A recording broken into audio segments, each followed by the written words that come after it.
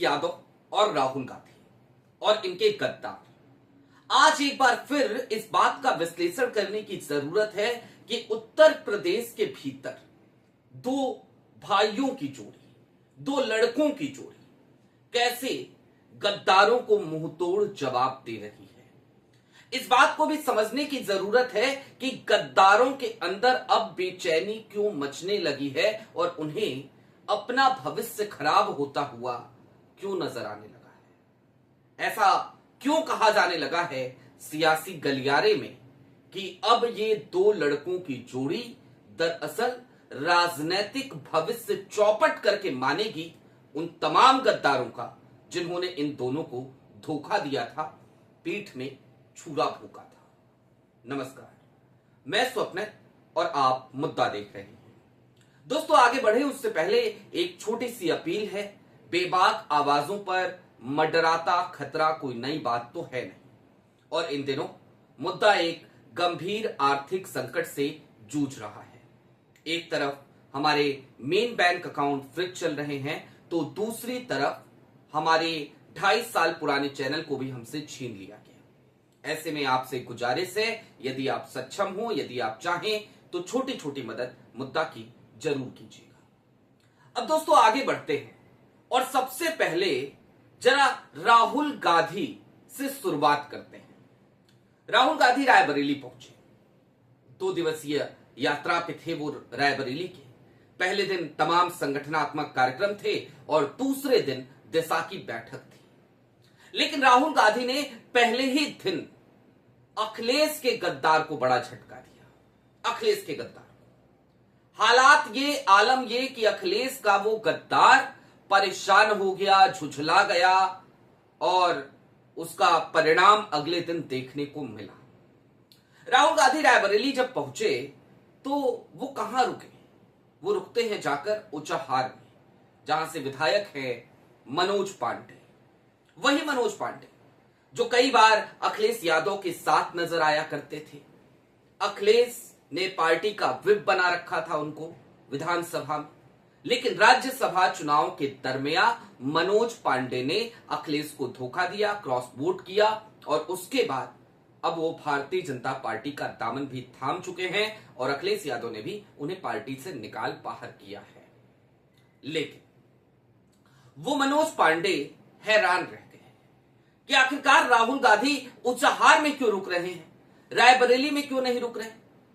जाहिर सी बात है, राहुल एक सधी हुई रणनीति की तहत ऊंचाहार में रुके थे, क्योंकि राहुल अब देश के नेता प्रतिपक्ष हैं, विपक्ष के नेता हैं और ऐसे में निश्चित तौर पर राहुल की जिम्मेदारी अब सिर्फ कांग्रेस के गद्दारों को ठिकाने लगाने की नहीं है, बल्कि इंडिया अलायंस के गद्दारों को भी चुन चुनकर उनकी हैसियत याद दिलाने की है। ऐसा राहुल मानकर चल रहे हैं, उनके एक्शंस ऐसा बताने लगे हैं।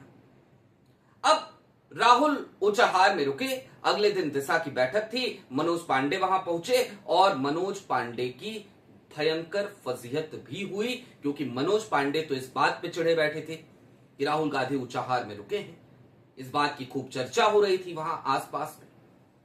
तो मनोज पांडे जब पहुंचे दिशा की बैठक में तो उन्होंने कहा कोई बैठक की कार्रवाई बाद में होगी, पहले एक काम होगा और काम यह होगा कि निंदा प्रस्ताव लाया जाएगा।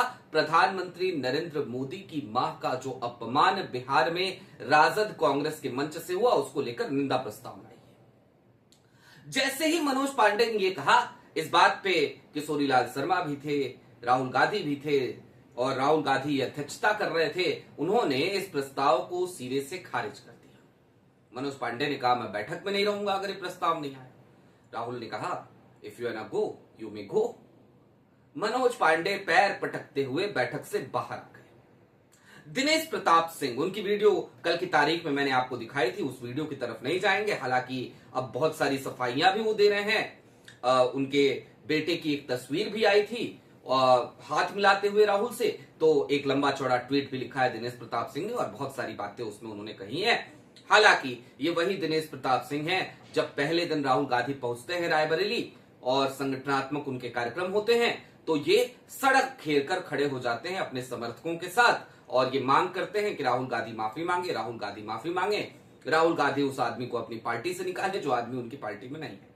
2 पन्नों की चिट्ठी भी लिखते हैं, बड़े हाथ होते हैं कि राहुल गांधी का जलवा ऐसा कैसे है भाई। इस बात से बड़ी तकलीफ होती है दिनेश प्रताप सिंह को उस समय पे। खैर, अब ये जो कुछ भी हुआ हो रहा है। अब आगे समझिए पूरा माजरा दरअसल है क्या। इसके बाद कल की तारीख में अखिलेश यादव एक प्रेस कॉन्फ्रेंस कर रहे थे। अब देखिए, राहुल गांधी ने तो दोनों को तगड़ा झटका दे ही दिया था, दोनों गद्दारों को, दिनेश प्रताप सिंह को भी और मनोज पांडे को भी। एक जाहिर सी बात है, दिनेश प्रताप सिंह राजनीति का कहरा गांधी परिवार से सीखते हैं और मनोज पांडे वो निश्चित तौर पर अखिलेश यादव के साथ उन्होंने गद्दारी की थी। अखिलेश ने काफी महत्व दिया, प्रबुद्ध प्रकोष्ठ के का कर्ता धर्ता बनाया मनोज पांडे को उसके बाद बावजूद। खैर, आगे बढ़े। अखिलेश यादव कल की प्रेस कॉन्फ्रेंस में दिनेश प्रताप सिंह पे एक हमला कर सकते हैं और सीधे तौर पे ये कहते हैं कि वो कांग्रेस से जुड़े हुए थे और जब हमारे साथ हुआ करते थे तब वो ठेकेदारी किया करते थे, खुलकर खुल्लम खुल्ला ठेकेदार थे, ठेकेदारी किया करते थे। दिनेश प्रताप सिंह के भाई हैं गणेश सिंह, उनको लेके भी काफी सारी चर्चाएं अक्सर यदा कदा होती रहती हैं, उस तरफ भी नहीं जाएंगे। लेकिन हां, अब इस बात को समझिए, ये जो इकोसिस्टम था भारतीय जनता पार्टी वाला कि दूसरी पार्टी के लोगों को तोड़ो और अपने साथ लेकर के आओ, वो इकोसिस्टम अब धीरे धीरे काम करना बंद कर देगा। और क्यों बंद करेगा, कैसे बंद करेगा, ये समझना हो तो इस बात को समझिए कि उत्तर प्रदेश में ये सीधा मैसेज अखिलेश यादव और राहुल गांधी दोनों ने मिलकर दे दिया कि भाई उधर जाओगे तो जाओ, लेकिन अगर जाओगे तो फिर हम तुम्हें छोड़ेंगे नहीं, तुम्हें बख्शेंगे नहीं, तुम्हें निपटा के मानेंगे। 2027 में चुनाव है, जाहिर सी बात है चुनाव सर पर आ ही चुका है। दिनेश प्रताप सिंह और मनोज पांडे दोनों को अपनी अपनी राजनीति चलानी है, दोनों को विधायकी का चुनाव भी लड़ना है। चुनाव लड़ेंगे, चुनाव जीतेंगे तो हो सकता है मनोज पांडे अगर भाजपा की सरकार बन गई तो मंत्री बन जाएंगे। अब बनेगी नहीं बनेगी वो तो सब भविष्य के घर में है ना भाई, लेकिन चुनाव तो लड़ना है और चुनाव जीतना भी चाहेंगे वो। और बड़े नेता है मनोज पांडे, बड़ा सपा ने बनाया। लेकिन राहुल और अखिलेश इन दोनों को मंत्री तो छोड़िए, सरकार किसकी बनेगी वो तो बाद की बात है, इन दोनों को निपटाने में लगे हैं और दोनों ने ये डिसाइड कर रखा है कि इनको विधायकी भी नहीं जीतने देंगे, इनको विधायक भी नहीं बनने देंगे, इनको इस बार विधानसभा का मुंह नहीं देखने देंगे। अब जाहिर सी बात है, जब देश के 2 बड़े नेता, बड़े दिग्गज नेता अखिलेश यादव और राहुल गांधी खुलकर ये चीज डिसाइड कर लें कि इन 2 विधायकों को नहीं छोड़ना है, इन 2 विधायकों को नहीं बख्शना है, हर कीमत पर इन्हें विधानसभा में एंट्री लेने से रोक देना है, तो फिर बौखलाहट तो होगी, फिर परेशानी तो होगी, फिर दिक्कत तो होगी, फिर दर्द तो होगा, फिर तकलीफ तो होगी। तो दरअसल वो दर्द और तकलीफ दिनेश प्रताप सिंह की है, वो दर्द और तकलीफ मनोज पांडे की है। दूसरा, एक बात और समझने की जरूरत है, जिन लोगों ने कांग्रेस को छोड़ा और भारतीय जनता पार्टी के साथ चले गए, उनमें आप ज्योतिरादित्य सिंधिया को देखते होंगे, क्योंकि ज्योतिरादित्य सिंधिया एक बड़ा नाम रखते हैं, लेकिन बाकी लोग कहां हैं। एक हिमंता को देखते हैं क्योंकि वो गांधी परिवार पे बड़ा हमलावर रहते हैं, तो उसका इनाम उनको मिला है। और इस बार गौरव गोगोई जिस तरीके से लगे पड़े हैं मिशन आसाम फतह करने में, तो वहां पे हिमंता की भी मुश्किलें बढ़ गई हैं। यानी कि कांग्रेस अब उस मोड पर है, अखिलेश अब उस मोड पर है, राहुल अब उस मोड पर है, इंडिया अलायंस अब उस मोड पर है कि जो भी हमसे गद्दारी किया है उन गद्दारों को छोड़ा नहीं जाएगा, बख्शा नहीं जाएगा, और ऐसे गद्दारों को निपटाया जाएगा, उनके क्षेत्र में घेरा जाएगा और उनके क्षेत्र में ही उनकी राजनीति को दफन कर दिया जाएगा।